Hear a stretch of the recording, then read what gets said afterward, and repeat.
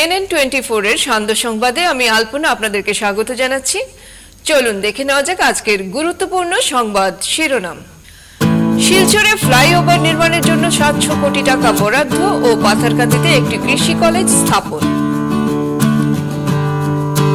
শিলচর উড়ালপুলের জন্য 700 কোটি ও বরাকভ্যালি ডেভেলপমেন্ট বিভাগে 100 কোটি টাকা বরাদ্দ করায় মুখ্যমন্ত্রীকে ধন্যবাদ বিধায়ক দীপায়নের। একটি পা নেই ও এক পায়ে নেচে নেচে গোটা ভারতবর্ষে নিজেকে তুলে ধরা আপ্রাণ চেষ্টা শিল্পীর। আত্মনির্ভরতা ও সক্ষমতার এক অনন্য উৎসব উদযাপনে পার্পল মেলা অনুষ্ঠিত শিলচরে। পুরনো বিবাদকে ঘিরে উধারবন্দের দুর্গানগর চতুর্থ খণ্ডে একটি বসতবাড়িতে অগ্নিকাণ্ডের ঘটনায় তীব্র চাঞ্চল্য। শিলচর ক্যানেল ক্লাবের উদ্যোগে 38তম ও 39তম ব্রিড চ্যাম্পিয়নশিপ ডগ শো। এবারে বিস্তারিত। অপেক্ষার অবসান। অর্থমন্ত্রী অজন্তা নেওগ সকাল 11:30 আসাম বাজেট 2025-26 উপস্থাপন করেন। 2025-26 সালের অসম বাজেটে শিলচরে ফ্লাইওভার নির্মাণের জন্য 700 কোটি টাকা বরাদ্দ করা হয়েছে। শ্রীভূমি জেলার পাথারকান্দিতে একটি কৃষি কলেজ স্থাপন করা হবে। 2026 সালের বিধানসভা নির্বাচন সামনে, তাই রাজ্যের জনগণ এবং সমস্ত রাজনৈতিক দলের চোখ মুখ্যমন্ত্রী ডক্টর হিমন্ত বিশ্ব শর্মা বিধানসভায় উপস্থাপিত আসন্ন অর্থ বছরের বাজেটের দিকে নিবদ্ধ। 2026 সালের বিধানসভা নির্বাচনের আগে এটি হবে মুখ্যমন্ত্রী ডক্টর হিমন্ত বিশ্ব শর্মার নেতৃত্বাধীন সরকারের শেষ পূর্ণাঙ্গ বাজেট। আসাম মালা প্রকল্পের আওতায় প্রতিটি জেলায় 25 কিলোমিটার রাস্তা নির্মাণ করা হবে। শিলচর শহরে একটি ফ্লাইওভার নির্মাণের প্রস্তাব করার জন্য অর্থমন্ত্রী অজন্তা নেওগ আসাম বাজেট 2025-26 উপস্থাপন করেছেন। ডিব্রুগড়কে আসামের দ্বিতীয় রাজধানী করার লক্ষ্যে ডিব্রুগড়ে একটি নতুন বিধানসভা ভবন এবং এমএলএ হোস্টেল নির্মিত হবে। নবগঠিত সমজেলাগুলিতে 17টি অস্থায়ী অফিস ভবন নির্মিত হবে। দরঙে একটি মেডিকেল কলেজ স্থাপন করা হবে। কার্বি আলংয়ে একটি কৃষি কলেজ এবং একটি পশু চিকিৎসা কলেজ নির্মিত হবে। 10ম আসাম পুলিশ ব্যাটালিয়নকে গুয়াহাটি থেকে সোনাপুরের কচুতলিতে স্থানান্তর করা হবে। ডিব্ৰুগড়ত অসম বিধানসভাৰ নিৰ্মাণ, দৰঙত মেডিকেল কলেজ নিৰ্মাণ, কেইবাটাও আন্তঃগাঁথনিমূলক আঁচনিও আমি ইয়াতে সন্নিৱিষ্ট কৰিছোঁ। চৰকাৰেও প্ৰচেষ্টা ল'ব আৰু ৰিলায়েন্সকো আমি কাৰ্বি আলং বা আন জেগাত য'ত আমাৰ মাটি আছে আমি নেপিয়াৰ গেছ কৰিবৰ কাৰণে আগবঢ়াম, যাতে আমি বায়' ৰিফাইনেৰী অসমত বনাব পাৰোঁ, তেওঁলোকৰ লগত যিটো আমাৰ MOU হৈছিলে। ছেপ্টেম্বৰ মাহত আমি এছেম্বলিত এখন আইন আনিম যে অসমৰ বহুকেইটা ৰাজহ খণ্ডত অকল খিলঞ্জীয়া মানুহে মাটি কিনা বেচা কৰিব পাৰিব।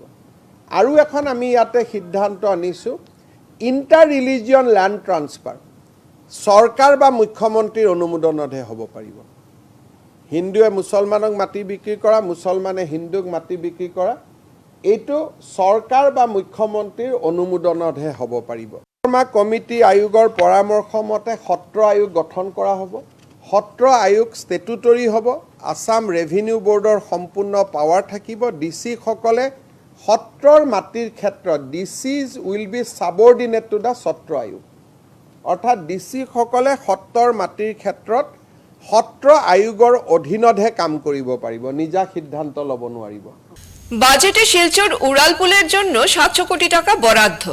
বরাকভ্যালি ডেভেলপমেন্ট বিভাগে 100 কোটি টাকা সহ বরাকের বিভিন্ন উন্নয়নের জন্য বাজেটে টাকা বরাদ্দ করায় শিলচরের বিধায়ক দীপায়ন চক্রবর্তী আজ বরাকের দুই মন্ত্রী কৌশিক রায়, কৃষ্ণেন্দু পালের সাথে গিয়ে শিলচরবাসীর পক্ষ থেকে মুখ্যমন্ত্রী ডক্টর হিমন্ত বিশ্ব শর্মাকে উত্তরীয় পরিয়ে ও ফুলের তোড়া দিয়ে কৃতজ্ঞতা জানালেন। সাথে ছিলেন অনন্য বিধায়ক যথাক্রমে বিজয় মালাকার ও নিহার রঞ্জন দাস ও কমলাক্ষ দে পুরকায়স্থ। দীপায়ন বলেন যে দীর্ঘদিনের শিলচরবাসীর স্বপ্ন পূরণ করলেন অসমের সর্বকালের সর্বশ্রেষ্ঠ মুখ্যমন্ত্রী ডক্টর হিমন্ত বিশ্ব শর্মা। তিনি বলেন মামা হে তো মুমকিন হে। তিনি সাথে সাথে অর্থমন্ত্রী অজন্তা নেওগ, অভিভাবক মন্ত্রী জয়ন্ত মল্ল বড়ুয়া, মন্ত্রী কৃষ্ণেন্দু পাল ও কৌশিক রায়কেও ধন্যবাদ জ্ঞাপন করেন। বিধায়ক বলেন যে মুখ্যমন্ত্রী মুখে যা বলেন তা কার্যকরী করেন। বিধায়ক শিলচরবাসী সকলকে অভিনন্দন জ্ঞাপন করে বলেন, এই কৃতিত্ব তার দলের ও শিলচরের জনসাধারণের। দুইটি পর্যায়ের বৈঠকে ৯৯% মানুষ উড়ালপুল হওয়ার পক্ষে সওয়াল করেন, যে মুখ্যমন্ত্রীর ঐতিহাসিক সিদ্ধান্তকে দৃঢ় করেছে। বিধায়ক দীপায়ন শিলচর তথা বরাক উপত্যকার সকল জনসাধারণের কাছে আগামীতে উড়ালপুল নির্মাণের জন্য মুখ্যমন্ত্রীকে সম্পূর্ণ সহযোগিতা করার জন্য আহ্বান জানান।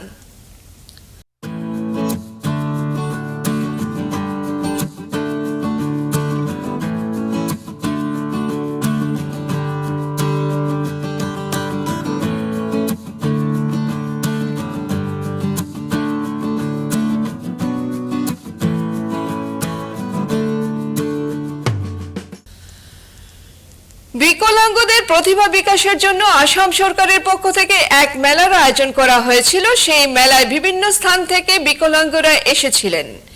এর মধ্যে সবার নজর কাড়লেন অর্চনা রায় নামের উঠতি যুবতী। জন্মলগ্ন থেকে একটি পা নেই, কিন্তু তা নিয়ে ওনার কোনো মাথা ব্যথা নেই। ছোটবেলা থেকে পড়াশোনার দিকে যেভাবে এগিয়ে গেছে, সেভাবেই নৃত্যকলাকে রপ্ত করতে কোনো খামতি রাখেননি। পারিবারিক অবস্থা তেমন সচ্ছল না হলেও নিজের মাসির কাছে প্রথম অবস্থায় নৃত্যকলার শিক্ষা নেন। তারপর মাসির বিয়ে হয়ে যায়, কিছুদিন নৃত্যকলা বন্ধ থাকে, কিন্তু তাতেও দমে যাননি তিনি। নিজের থেকেই শুরু করেন চর্চা, আর সেই থেকেই এবার বিভিন্ন মঞ্চে নৃত্যকলা পরিবেশন করে আম জনতার মন জয় করতে থাকেন। স্বপ্ন একটাই, গোটা ভারতবর্ষে নিজেকে স্থাপন করা। আত্মনির্ভরতা ও সক্ষমতার এক অনন্য উদযাপনের সাক্ষী রইল শিলচর। রবিবার সফলভাবে আয়োজিত হলো পার্পল মেলা। শিলচরের জেলা ক্রীড়া সংস্থার ময়দানে অনুষ্ঠিত এই ব্যতিক্রমী উৎসবটি সিআরসি গুয়াহাটি, ভারতের সামাজিক ন্যায় বিচার ও ক্ষমতায়ন মন্ত্রকের অধীনস্থ প্রতিবন্ধী ব্যক্তিদের ক্ষমতায়ন বিভাগ দ্বারা পরিচালিত এবং কাছাড় জেলা প্রশাসন ও সক্ষম দক্ষিণ আসামের যৌথ উদ্যোগে আয়োজন করা হয়। এই উৎসব বিশেষভাবে সক্ষম উদ্যোক্তা ও ব্যক্তিদের জন্য একটি মঞ্চ গড়ে তোলার পাশাপাশি তাদের প্রতিভা ও সক্ষমতাকে উদযাপন করার উদ্দেশ্যে আয়োজন করা হয়। এই অনুষ্ঠানে সভাপতিত্ব করেন অতিরিক্ত জেলা আয়ুক্ত, সমাজ কল্যাণ দপ্তরের ভারপ্রাপ্ত কিমচিং লাংহুম। অনুষ্ঠানের প্রধান অতিথি হিসাবে উপস্থিত ছিলেন অসম বিশ্ববিদ্যালয়ের উপাচার্য রাজীব মোহন পান্ত, যার উপস্থিতি অনুষ্ঠানে নতুন মাত্রা যোগ করে। বিশেষ অতিথি হিসাবে ছিলেন কাছাড় জেলা পরিষদের প্রাক্তন সভাপতি অমিতাভ রায়।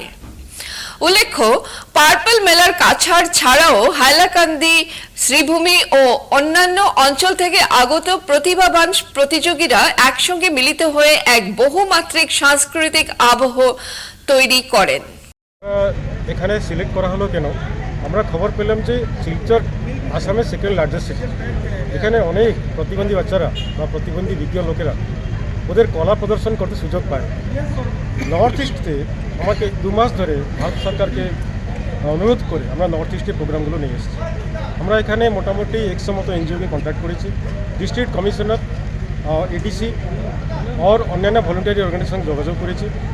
এর মধ্যে আমরা 150 জন দিব্যাঙ্গ আমাদের কাজকে সিলেক্ট করব। তার মধ্যে 50 জনকে আমরা আজকে প্রাইজ দেব এবং কিছু কিছু দিব্যাঙ্গকে আমরা আজকে এই প্রোগ্রাম মাধ্যমে আমরা হয়তো ভারত সরকার কাছে রেকমেন্ড করব ওদেরকে আরও প্রাইজ বা ন্যাশনাল অ্যাওয়ার্ড বা অন্যান্য গুরুত্বপূর্ণ প্রাইজ দেওয়ার জন্য। পার্পল ফেয়ারটা এখানে সাকসেস হচ্ছে ঠিক, কিন্তু বিকলাঙ্গদের সরকারি ভাতা বন্ধ করে দেওয়া হয়েছে। সেই জায়গায় দাঁড়িয়ে বিকলাঙ্গরা আজ কিন্তু কোণঠাসা। নতুন প্রকল্পে তারা আওতা হচ্ছে না, অনেকের বয়স হয়ে গেছে, অনেকে রিনিউ করতেও পারছে না কাগজগুলো। সেই জায়গায় দাঁড়িয়ে তাদের ভাতা নেই, এদিকে নতুন পরিকল্পনা চলছে, কতটুকু সাহায্য সহযোগিতা পাচ্ছে তারা বলে মনে হয়? হ্যাঁ, আমরা অ্যাকচুয়ালি যে প্রবলেমটা ভাতা নিয়ে হয়েছিল ওটা মেনলি একটা আই কার্ড বলি, যেটা ইউডিআইডি কার্ড। ইউডিআইডি কার্ড আমাদের প্রোগ্রাম মাধ্যমে আজকে প্রোগ্রামে আমাদের আউটকামটা কি, আমরা একটা এমওইউ সাইন করবো ডিস্ট্রিক্ট কমিশনারের সঙ্গে। তার মধ্যে যত প্রতিবন্ধী ভাই বোনরা বা যারা ইউডিআইডি রেজিস্ট্রেশন ভুল হয়েছে, ডেটাবেসে রং আছে, ওদেরকে রেকটিফাই করব। আমরা আশা করছি 65,000 ইউডিআইডি কার্ড আমরা রেকটিফাই করবো, মানে কারেকশন করবো। ওয়ান্স একবার যদি কারেকশন হয়ে যায়, ওদের ভাতা এবং বাচ্চাদের স্কলারশিপ, পড়াশোনার বই এবং অন্যান্য সুবিধা, যেরকম এটা হয় আমাদের স্কিল প্রোগ্রাম। স্কিল মানে ওদের কোনো একটা ট্রেনিং দেওয়া, ট্রেনিং দিয়ে চাকরি দেওয়া, এই সমস্ত ব্যবস্থাগুলো পাইপলাইন খুলে যাবে। কিন্তু স্যার এখানে এই ডিউরেশনের সময় যে তারা যে দুর্বিষহ জীবন কাটাচ্ছে, দু একজন মারাও গেছে, তাদের প্রতি কী বলবো? তাদের প্রতি তো সম্পূর্ণ অনীহা হচ্ছে এবং একটা অরাজকতাপূর্ণ এইটাই আমাদের একটা শিক্ষা। এই ইউআইডি কার্ড এই জন্যই ভারত সরকার কী করলো যে এইরকম ভুল না হয়, সেকেন্ড টাইম ভুল না হয়, একদম একটা আইডেন্টি কার্ড মতো একটা কার্ড সবাইকে দেওয়া উচিত।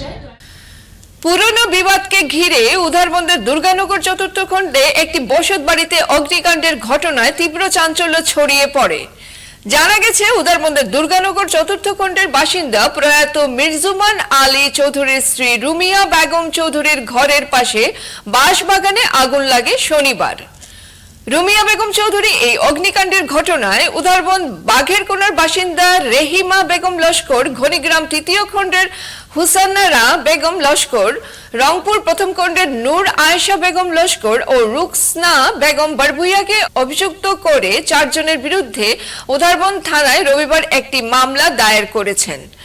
মামলার ভিত্তিতে জানা যায় যে বিগত 3 মাস থেকে জমি সংক্রান্ত বিষয় নিয়ে বিবাদ চলছে দুই পক্ষের। সেই বিবাদকে কেন্দ্র করে শনিবার দুপুর 2টায় বিবাদীরা একটি ছোট গাড়িতে অস্ত্র শস্ত্র নিয়ে এসে রুমিয়া বেগম চৌধুরীর ঘরের পাশে একটি বাঁশবাগানে আগুন ধরিয়ে দেয়। আগুন দেখে রুমিয়া বেগম চিৎকার চেঁচামেচি শুরু করলে এলাকার জনগণ এসে আগুন নিয়ন্ত্রণে আনার চেষ্টা করে ও তৎসঙ্গে উধারবন থানায় খবর দেয়। উধারবন থানা ঘটনাস্থলে পৌঁছার আগেই আগুন নিয়ন্ত্রণে আনতে সক্ষম হয় এলাকাবাসী। রুমিয়া বেগম সংবাদ মাধ্যমে এই ব্যাপারে সবিশেষ তুলে ধরেন। রংপুরের আবিদ হায়দর ইমরান মধুর বন্দর রংপুরের আইসইন আইয়া তারা পেট্রোল ডালিছইন, বুধবাইছি পেট্রোল টামাছে, পেট্রোলের গন্ধ করছে, আমি ঘর থাকি বার হয়েছি। বার হইয়া দেখি তারা আগুন লাগাইয়া আর খালি বাসে খালি টাউন টাউন করি বাসও আগুন লাগাইছেন। লাগাইতে সময়ও আমি শুরু করছি চিৎকার করিয়া ও আশপাশ মানুষ সব জমাইয়া আরও পানি দেওয়া শুরু করছি।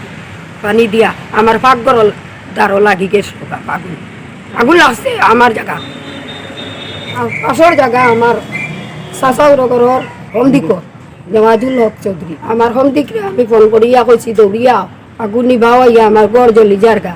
ও তারা আইছে না ইয়া দৌড়িয়া ফায়ার ব্রিগেড ফোন করছেন করিয়া, পুলিশের ফোন করছেন করিয়া পুলিশ লইয়া বাড়িতে গেছে। লাগার পরে খবর পাইয়া ফোন করছি আমরা নন্দাই নাইছেন দৌড়িয়া, তারাও জমিনের মালিক, তারাও আইছেন আইয়া আমারে দেখছই নাইয়া।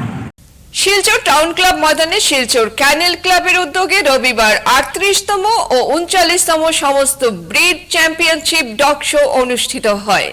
এই ডগ শোতে শিলচর এবং বাইরে থেকে প্রচুর সংখ্যক ডগ নিয়ে অভিভাবকরা যোগদান করেছিল। ডগ শোতে সুদূর বিদেশ ইউক্রেন থেকে 2 জন বিচারক এসেছেন। তারা ডগগুলোর নানান দিক দিয়ে বিচার বিবেচনা করে বিজয়ী ডগদের পুরস্কৃত করেন। এ বিষয়ে শিলচর ক্যানেল ক্লাবের কোষাধ্যক্ষ বীরেন্দ্র জৈন ও সম্পাদক প্রশান্ত কিশোর দাস বক্তব্য রাখেন। এটা মানে বলতে পারেন যে অনেক কষ্টের এশিয়া প্রতিফলন। আর আমি গত 7 বছর থেকে এই ক্লাবটা চালাচ্ছি আর কি, জানি না কতটুকু সাকসেসফুল। তো আপ্রাণ চেষ্টা করি ক্লাবটাকে একটা সার্টেন লেভেলে নিয়ে যাওয়ার জন্য, জানি না অ্যাট দ্য এন্ড কতটুকু সাকসেসফুল হব। তো আমার একটাই রিকোয়েস্ট, আমার ট্রেজারার যা বললেন, শিলচরে তো কুকুরের অভাব নেই, ওরা যেন আমাদের অফিসে যোগাযোগ করে ওদের কুকুরগুলোকে রেজিস্ট্রেশন করায় under kennel club of India Chennai headquarter. তবে ডেফিনেটলি কম্পিটিশনটা একটু উপরের স্তরে যাব, মানে লোকাল ভার্সেস আউটসাইডার্স। সো আমি ওইটুকুনি ডগ লাভারদের কাছে ইসে রাখবো, আবেদন রাখবো, আমরা একটু চেষ্টা করে দেখি যে আমরা আমাদের কুকুরও বাইরের কুকুরের তুলনায় কম না। আচ্ছা স্যার, এই যে আর যেটা মেজর ইস্যু গ্রুমিং করানো বা হ্যান্ডলারের, যেটা বাইরে বড় বড় কলকাতা জায়গাতে আপনার সে গ্রুমার বা হ্যান্ডলার আপনি পাবেন। আমরা কুকুর পালি ঠিকই, but how to take care বা ওকে গ্রুমিং কীভাবে করা হয় সেটুকু নলেজ খুব কমেরই আছে আর কি। আমি এটুকুই বলি, আমাদের এখানে এলে ভালো গ্রুমার বা হ্যান্ডলার কোথায় আছে, কার কাছ থেকে এই যে আইডিয়া পাওয়া যাবে বা সেসব আমরা কিছুটা গাইড করতে পারব। বা ধরুন কেউ যদি কুকুর কেনার কারো শখ থাকে, হ্যাঁ, ভালো ক্যানেল কোথায় আছে। আজকের বিস্তারিত খবর এখানেই সমাপ্ত হলো। নমস্কার।